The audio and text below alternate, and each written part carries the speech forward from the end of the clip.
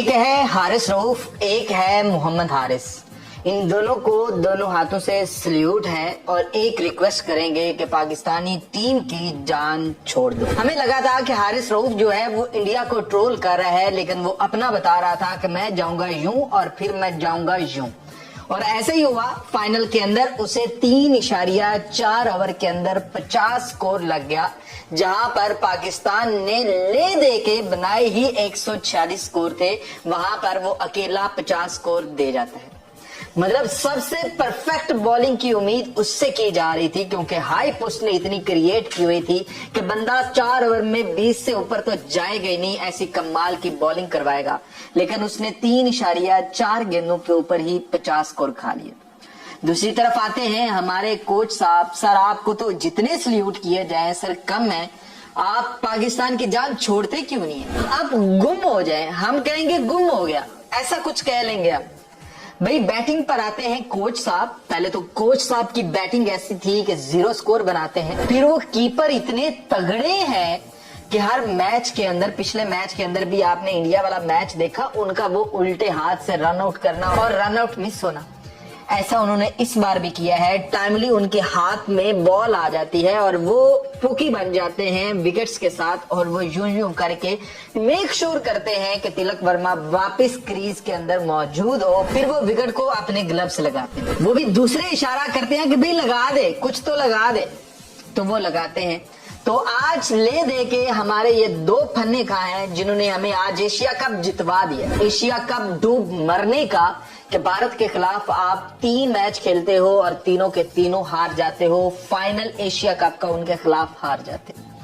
اب سر ان کے پاس یہاں پر بھی ڈیفینڈ کرنے کے لیے بہت بڑی چیزیں ہوں گی کہ دیکھیں ہم نے تو صرف 146 سکور بنائے تھے, اس کو بھی دیکھیں ہم نے کتنا لڑا ہے کہ آخری صرف 2 گیندیں بچی ہیں اور میچ انڈیا کو دیا.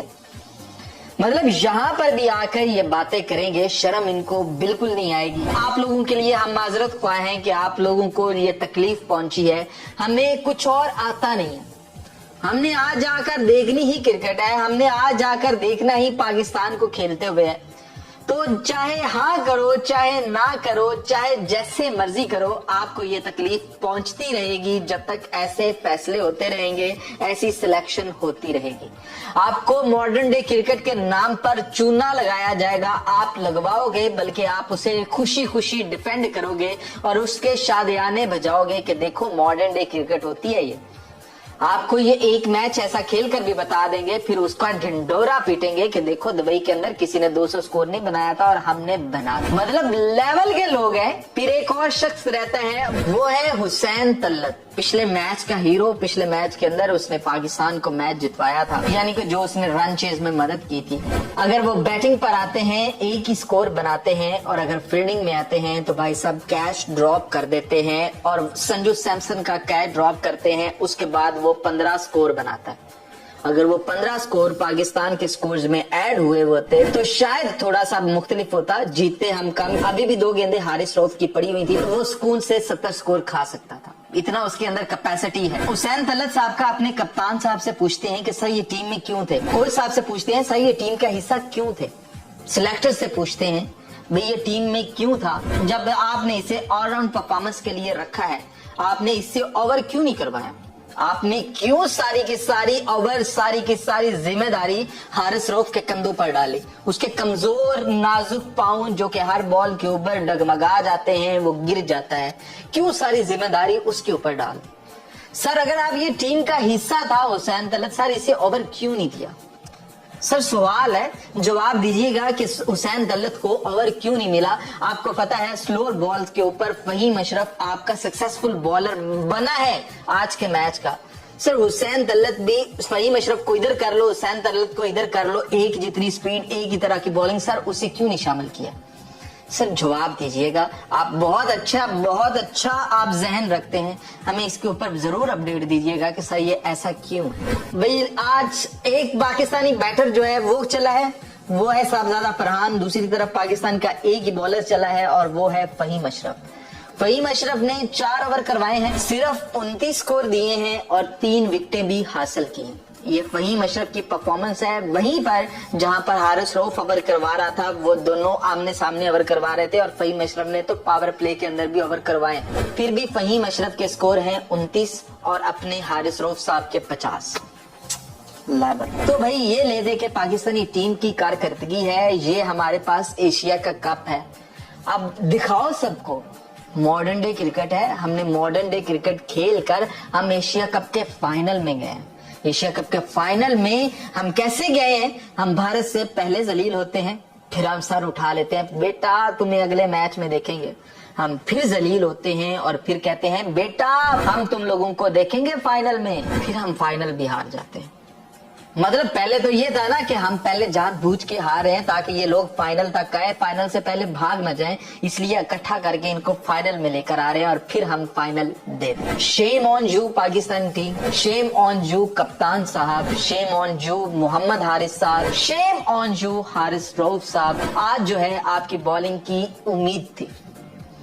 हम ऐसे नहीं है कि जब गलती आप करेंगे हम तब भी जय जयकार करेंगे, जब गलती करेंगे तनकीद करेंगे, जब अच्छा काम करेंगे तारीफ करेंगे। अब तारीफ के लिए कुछ बचा है नहीं। तो पाकिस्तान हार चुका है, इन्होंने क्वालिफाई कर लिया है पाकिस्तान के लिए। अब जो शर्म के जो टोकरे हैं ना हमने उठाने, इन्होंने नहीं उठाने। इन्होंने कुछ नहीं करना, हमने छुपते फिरना है सोशल मीडिया पर, हमने मुंह छुपाते फिरना है, हमने इधर जाते फिरना है कि यार कहीं इंडियन फैंस ना सामने आ जाए। और किस मुंह से अब उनके साथ डिबेट करेंगे, किस मुंह से हम डिफेंड करेंगे कि भाई हमारा जो है ना सलमान अली आगा, वो बहुत बड़ा कप्तान है, वो बहुत बड़ा कप्तान है, टीम को फाइनल में लेकर चला जाता है, इतना बड़ा कप्तान। नए बच्चे ऐसा कर गए हैं पाकिस्तान को कि भाई पुरानों ने मिलकर भी इतना नहीं किया होगा जितना इन नए बच्चों ने कर दी। आप लोगों को मुबारक हो जो कि इस तब्दीली के दाई थे, जो कि कह रहे थे कि यार ये तब्दीली होनी चाहिए। उन सबको सल्यूट है, उन सबको मुबारक है कि भैया ये लो, ये संभालो, ये शर्म के टोकरे संभालो। ये इस काबिल नहीं है, ये इतने जोगे नहीं है कि पाकिस्तानी टीम में आ सके। ये क्लब लेवल के बंदे हैं। मतलब सलमान अली आगा T20 का हमारा कप्तान है, दूसरी तरफ Mohammad Haris. Modern day cricket हमने खेलना है कुछ अलग अंदाज से। भैया बहुत अलग अंदाज से खेलते हो और आपकी कीपिंग की तो हम बहुत भाई दिल से तारीफें करते हैं। भाई रन आउट तो छोड़े ही छोड़ा, बंदे के पास कैच ड्रॉप हो रहा है, वो भाग नहीं रहा कैच करने के लिए। आपने वो सुपरमैन वो वाले लकब जो है किसी और को दे रखे हैं, ये वो है ही नहीं। ये तो मॉडर्न डे क्रिकेट वाला है, ये तो स्ट्राइक रेट अच्छी लेकर चलने वाला बंदा है। तो मुबारक हो सबको, आप सबने ये चाहा था। तो एक बार आप भारत से हारे हो, 2 बार हारे हो, 3 बार हारे हो, बड़ा 6-0 करते फिर रहे थे ना। ये लोग क्रिकेट के अंदर उन्होंने एक ही एशिया कप के अंदर आपको 3-0 कर दिया, बात खत्म।